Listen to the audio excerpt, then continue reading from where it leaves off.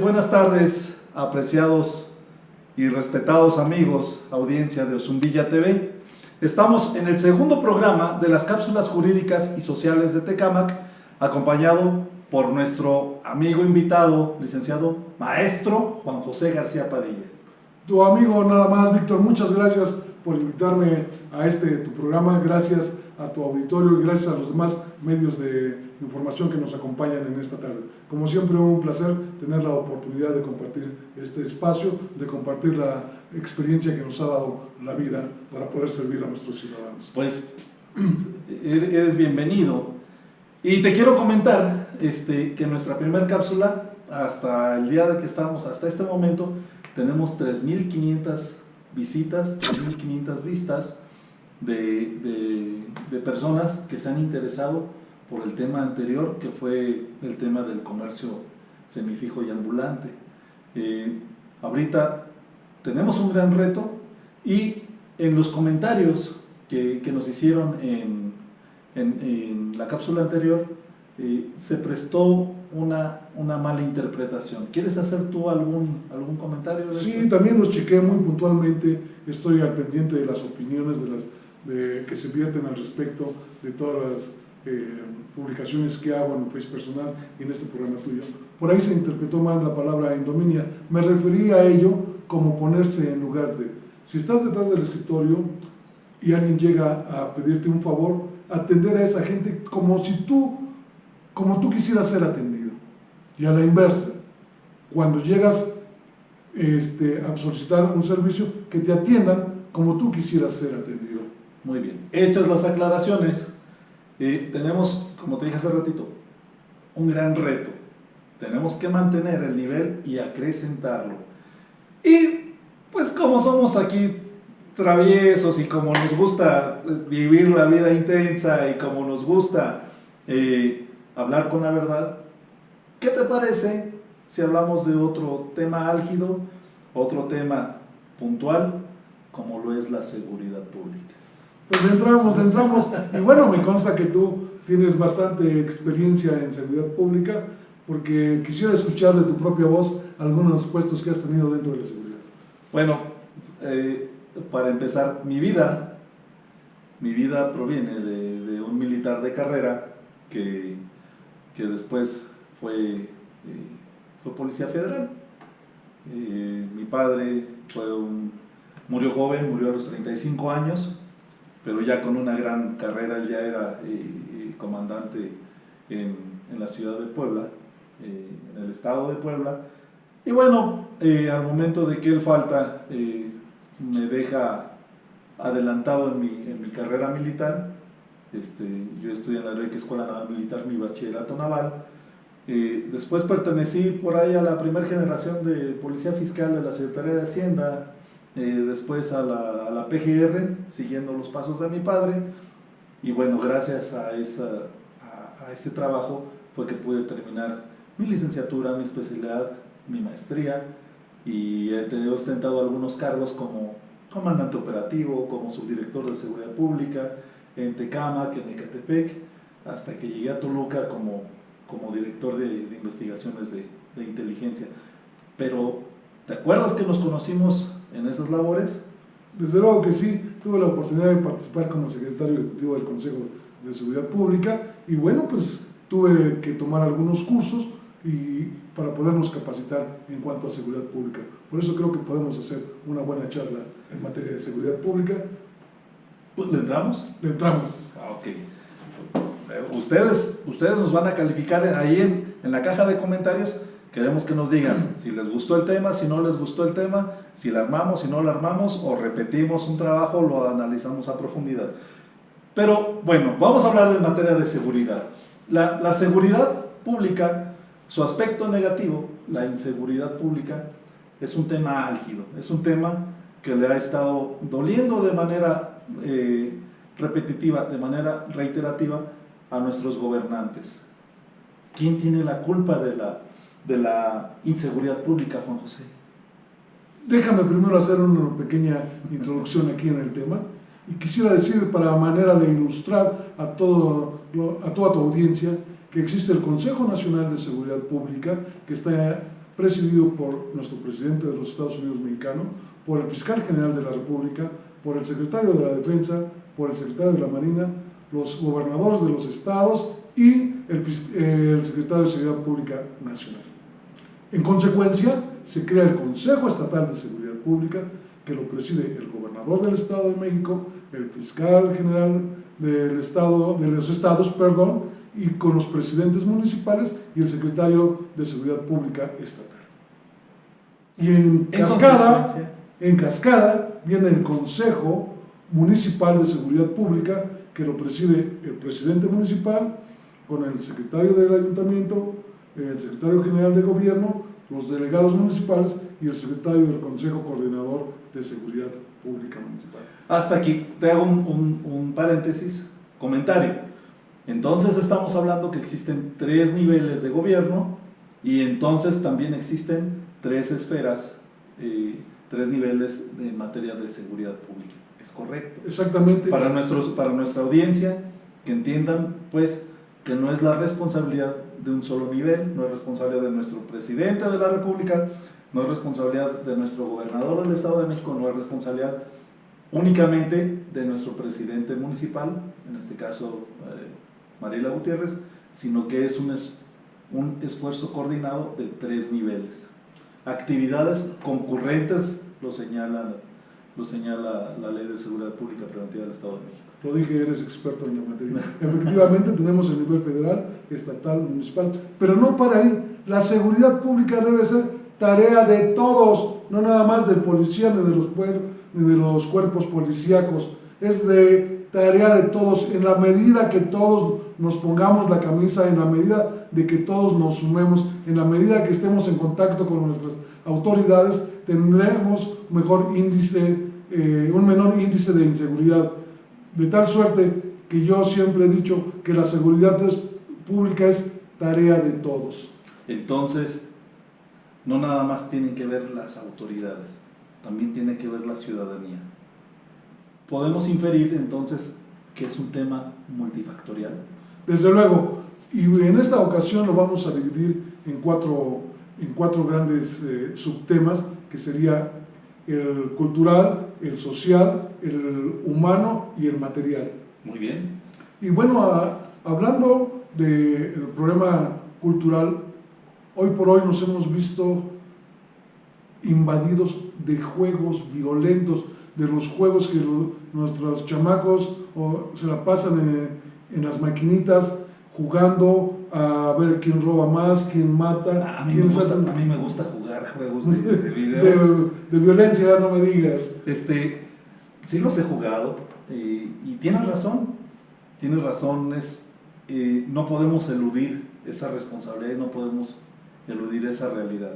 Existen juegos donde tú te puedes robar carros, puedes atropellar ancianos, personas, puedes entrar a casas, puedes agredir autoridades y pues entre más lo haces, más ganas. Más puntos, tienes más puntos. Sí. Eso se llama la apología del delito.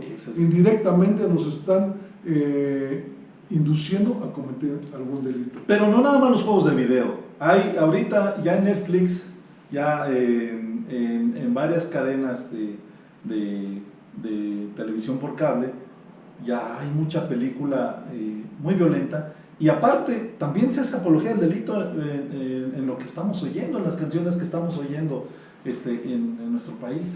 Recordarás, Víctor, que hay grupos de música norteña y de bandas, sobre todo, que resaltan la conducta negativa de algunas personas, sobre todo en el norte de los Estados Unidos mexicanos, en la que tienen narcocorridos, narcobandas, y que fueron vetados ya por el gobierno federal porque hacían la apología del delito o resaltaban conductas de narcotraficantes o de multihomicidios. Todo ello nos influye porque, bueno, hay jóvenes que no quieren ser profesionistas, que no quieren estudiar, que no quieren un trabajo digno. Hay jóvenes en el norte de la República, de Jalisco a Chihuahua, Sonora, Tepic, Sinaloa, que les preguntas qué es lo que quieren ser y ellos dicen que quieren ser narcotraficantes porque les ensalzan su forma de vida, cómo viven, cómo gastan dinero, cómo tienen mujeres, cómo tienen casas. Entonces es un tema de valores. Desde luego que sí.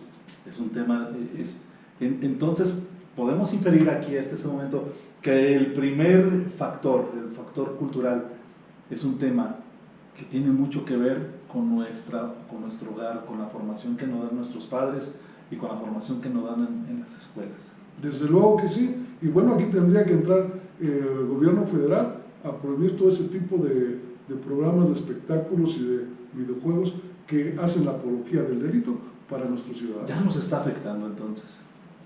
No tienes la menor idea de la manera que nos está afectando. Muy bien, primer nivel, factor cultural. Estamos haciendo apología y lo estamos permitiendo. Entonces, el último reducto de la sociedad para enfrentar la inseguridad pública es el hogar, son las familias. Es el principio donde nos deben de sembrar los valores, el respeto, educarnos en la extensión de la palabra. Muy bien, me queda muy claro, creo que lo hemos abordado de manera amplia y a la vez en un breve lapso de tiempo. ¿Cuál sería tu segundo factor? Otro de los factores muy importantes que deben ser tomados en cuenta por nuestros gobernantes a nivel federal, estatal y municipal en cuanto a los servicios que presta el policía. El policía tiene jornales de 24 horas. Estamos hablando del segundo factor, el factor humano. Exactamente. Muy bien. Vamos a hablar de los policías. Entonces, no podemos permitir esos jornales de trabajo, no podemos tener esos trabajos, permitir que el policía sea explotado de esa manera. Nadie aguanta trabajando 24 horas. Es mejor tener turnos de 12 horas o de 8 horas, pero efectivos o no. Aquí muy puntual. Muchas veces en nuestra formación profesional, en nuestra formación de conciencia como personas, hablamos de un triángulo en nuestro tiempo, de un triángulo donde nos enseñan que tenemos que utilizar 8 horas para trabajar, 8 horas para descansar y 8 horas para interactuar con nuestra familia, hacer deporte y tener esparcimiento. ¿Por qué no les ofrecemos esas condiciones al policía que de manera valiente sale a la calle a exponer, a rifarse el físico, a exponer su integridad física por nuestra seguridad? ¿Por qué no podemos hablar ahí de un triángulo en su horario? Tenemos que valorar todo ello porque efectivamente con acierto manifiestas la función tripartita de todo trabajo.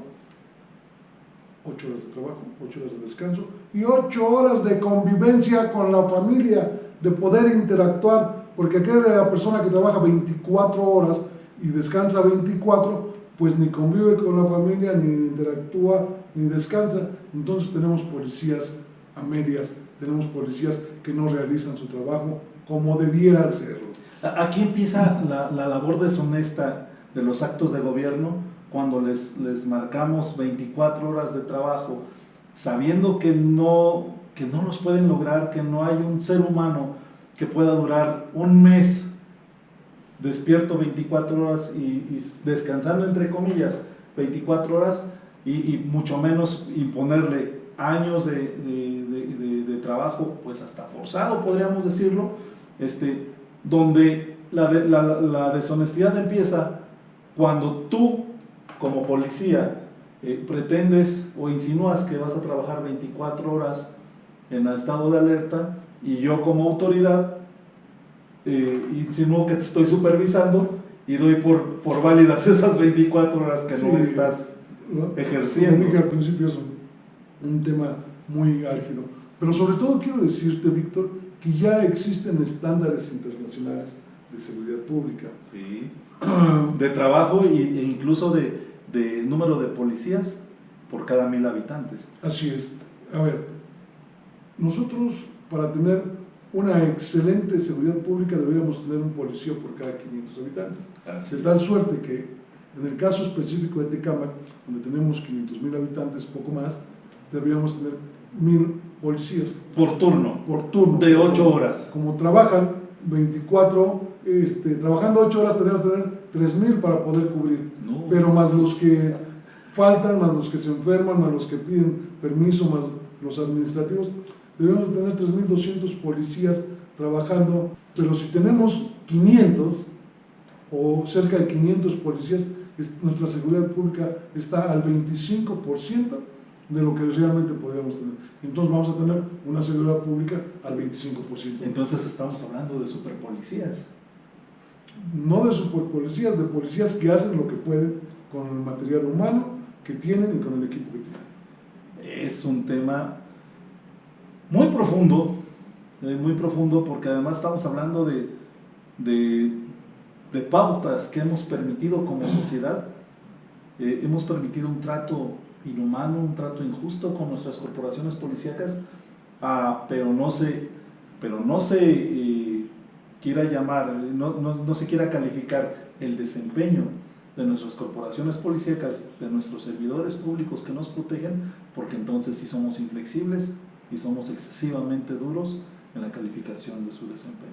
Desgraciadamente, Víctor, se ha valorado muy mal el trabajo del policía. Siempre le estamos hablando que es un policía deshonesto, que es un policía corrupto, que es un policía que no ayuda a la sociedad, pero cuando necesitamos o nos vemos afectados en nuestro patrimonio, lo primero que hacemos es llamar a policía. Decía un buen amigo que conozco que todo plan en materia de seguridad pública para siempre en dinero. Esto infiere en nuestro tercer factor, que es el factor socioeconómico. ¿Cuánto le estamos pagando a estos policías y qué presupuesto tenemos para el Plan Municipal de Seguridad Pública de Tecámac? Y ahí uno de los principales problemas de la seguridad pública, el sueldo.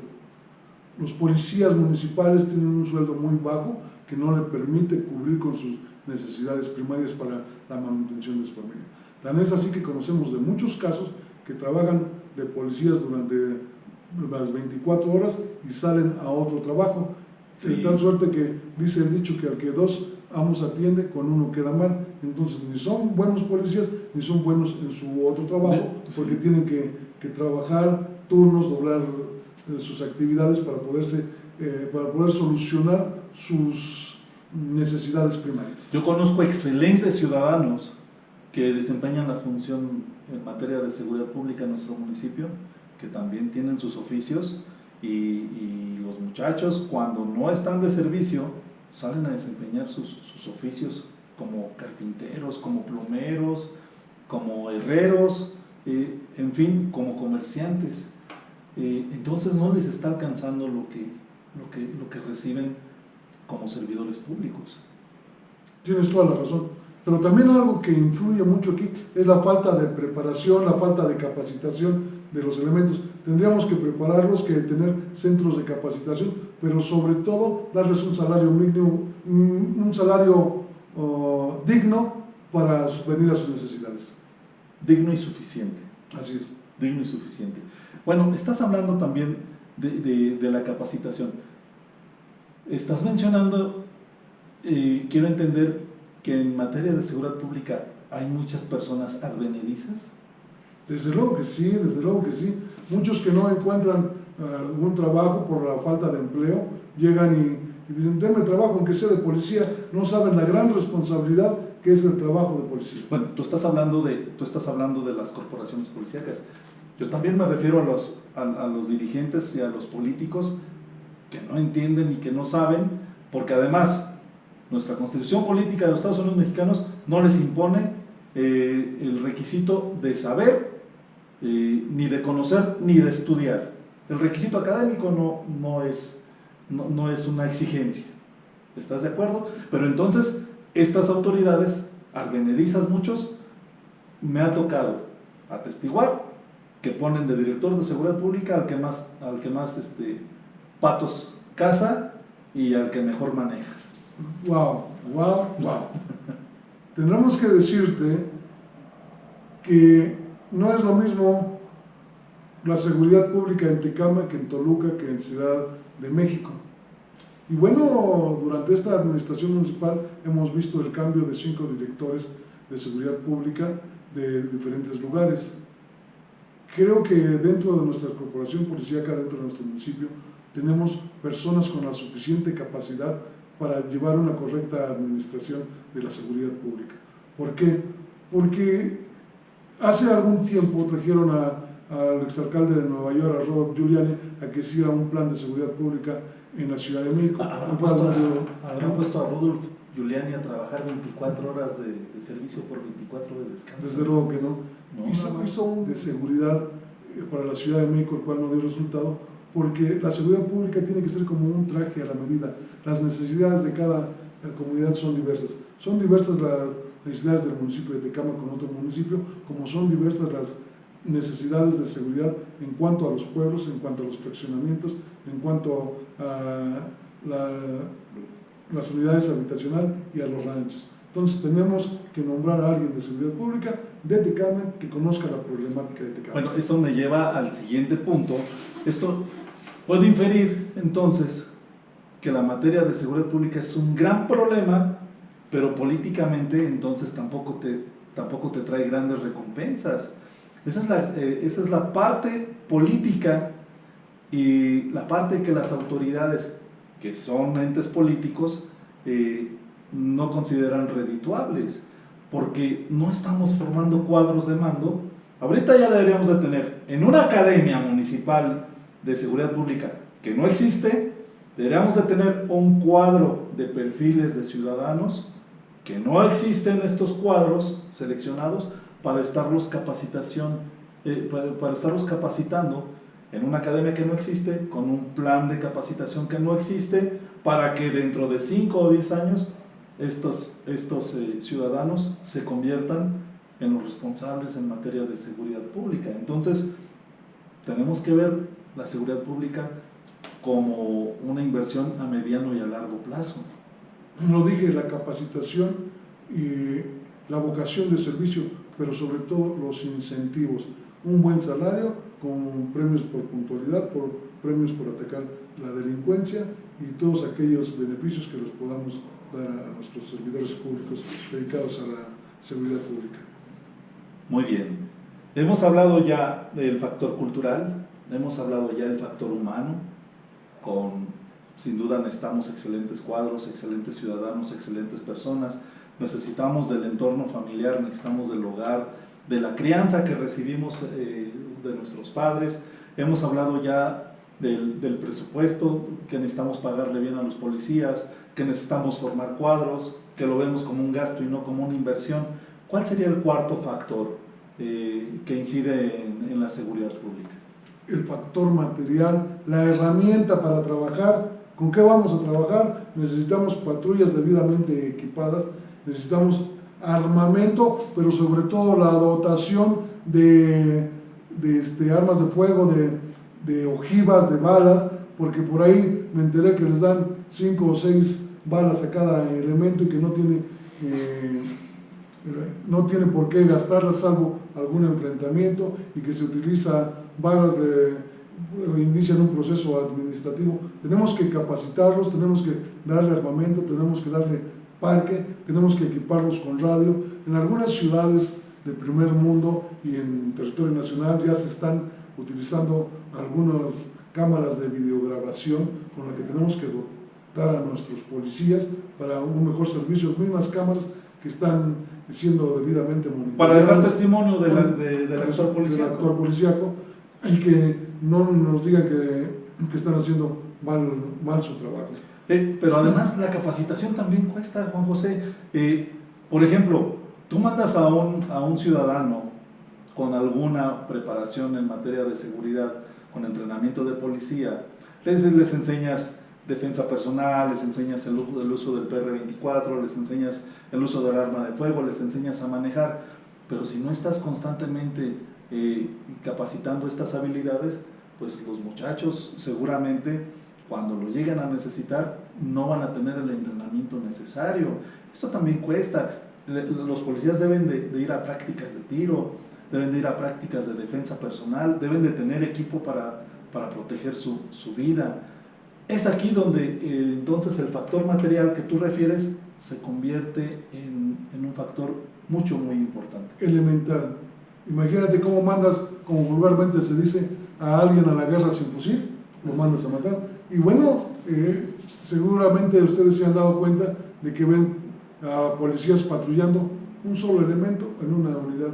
Eso no sirve absolutamente para nada. Si tuviera que enfrentarse, disuadir o arrestar a alguien, pues no puede manejar, no puede disparar, no puede atacar absolutamente a nadie. Yo he atestiguado disputas, reyertas y discusiones entre policías que alegan que ese no era su cuadrante, que esa no era su responsabilidad, que ese no le tocaba vigilar.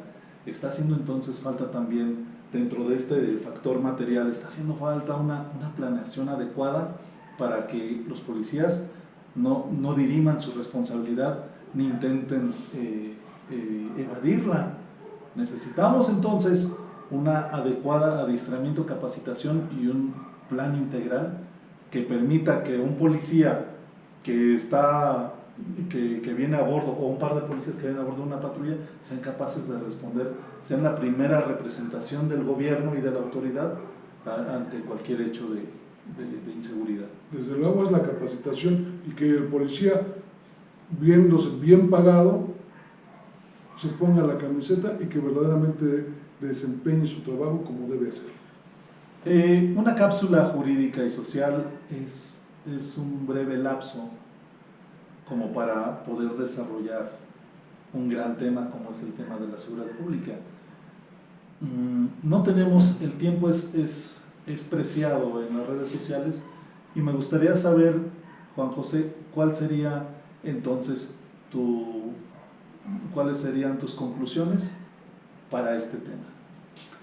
Desde luego, la seguridad pública no es tarea nada más del gobierno federal, estatal, municipal, ni del policía. La seguridad pública es tarea de todos. En la medida que podamos sumarnos todos, vamos a tener mejor seguridad pública.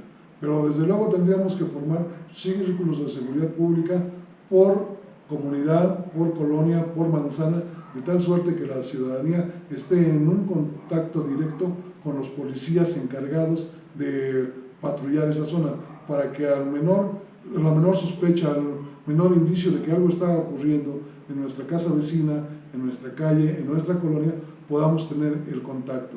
De tal suerte que nos demos cuenta que el policía es nuestro amigo, que no es nuestro enemigo. De tal suerte que sepamos que el policía nos va a ayudar, no que nos va a afectar o que nos va a perjudicar. Y en la medida que todos nos sumemos, vamos a tener una excelente seguridad pública. No hablar de 500 policías, vamos a hablar de 500,000 policías, vamos a convertirnos todos en cuidadores de todos, vamos a protegernos como buenos vecinos. Como conclusión, me fascina, me gusta mucho la idea en que cada uno de los ciudadanos del municipio de Tecámac seamos un encargado de la vigilancia de nuestra casa, de nuestra calle por lo menos, ¿verdad? Y que tengamos el valor por el sistema penal vigente en el Estado de México, que tengamos el valor de la denuncia. Sin la denuncia, tú has visto que grandes actuaciones policíacas se han caído por la falta del valor ciudadano. Para concluir, a mí me fascina el tema de la capacitación, donde no nada más es responsabilidad de los policías, sino también de los gobernantes. Creo que en pleno siglo XXI, en la tercera década ya del siglo XXI, está iniciando en el 2020 la tercera década del siglo XXI, no podemos tener gente advenediza en materia de seguridad pública. Cualquier político que quiera aspirar a gobernar nuestro municipio debe de saber de seguridad pública y debe de hacerse de un equipo de profesionales. A cualquier actividad que tenemos que dedicarnos debemos ser profesionales. No se vale ya ser advenedizos e improvisar. Tenemos que ser profesionales en lo que hacemos. Bueno amigos, esperamos que hayamos tocado a profundidad el tema de los factores que inciden en materia de seguridad pública en nuestro municipio. Déjenos en la caja de comentarios qué opinan ustedes. ¿Les gustó el tema? ¿No les gustó el tema? También se vale no estar de acuerdo, pero sobre todo cuáles son sus opiniones y de qué les gustaría que habláramos aquí en las cápsulas jurídicas y sociales del municipio de Tecámac. Yo me despido, soy su amigo Víctor Rivera, despido a nuestro invitado Juan José García Padilla, servidor y amigo de todos y cada uno de ustedes, esperando que estos breves comentarios que hicimos sean de su apoyo, y estamos para servirles. En la página van a estar los números telefónicos para cualquier duda, aclaración. Será un gusto tener la oportunidad de darle respuesta puntual a todos y cada uno de sus comentarios. Muchas gracias y hasta Gracias. luego. Hasta luego, licenciado. Hasta luego. Salud. Salud. Oye,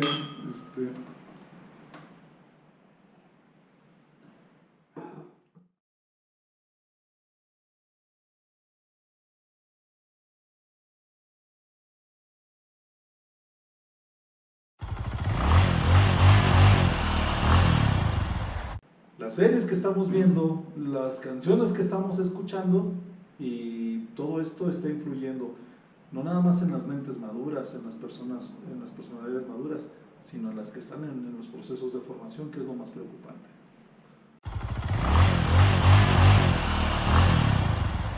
Poniendo los puntos sobre las IES, jornadas inhumanas y jornadas antinaturales. totalmente contra natura, totalmente contra la naturaleza. Nadie en su sano juicio aguanta ese tipo de jornada. Y bueno, salen, no descansan, vienen malhumorados, adormilados, y no desempeñan la función como debieran. Aquí en este caso propongo específicamente que las jornadas laborales sean de 12 o de 8 horas, agotando la trilogía de 8 horas de trabajo, 8 horas de descanso y 8 horas de convivencia con la gente. Desgraciadamente los policías reciben un salario muy bajo, que es de 5,000, 6,000, 8,000 pesos mensuales, que no le permite subvenir a sus necesidades primarias para allegar los bienes satisfactorios que su familia requiere. Entonces muchos policías tienen que salir de su trabajo de policía y dedicarse a muchas otras actividades que les permita complementar el gasto que tienen con su familia.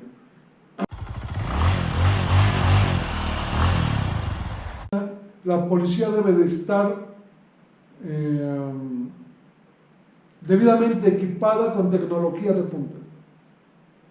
No basta tener un tolete y las buenas intenciones, porque desgraciadamente la delincuencia organizada tiene mejor armamento que nuestra policía, y no tiene limitación de parque, y en nuestras corporaciones policíacas federales, estatales y municipales les limitan el parque.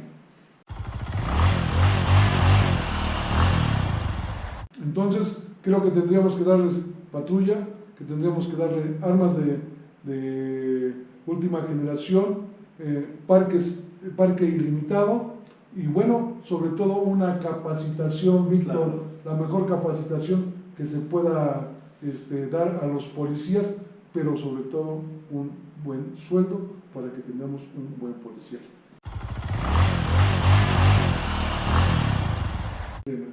Pues conforme la gente nos vaya pidiendo y nos vaya haciendo preguntas, ¿qué te parece si a pregunta expresa, respuesta expresa? Y entonces así hacemos que nuestro auditorio, nuestro público, interactúe y lo que quieran ellos preguntar, nosotros le damos respuesta a nuestro leal saber y entender.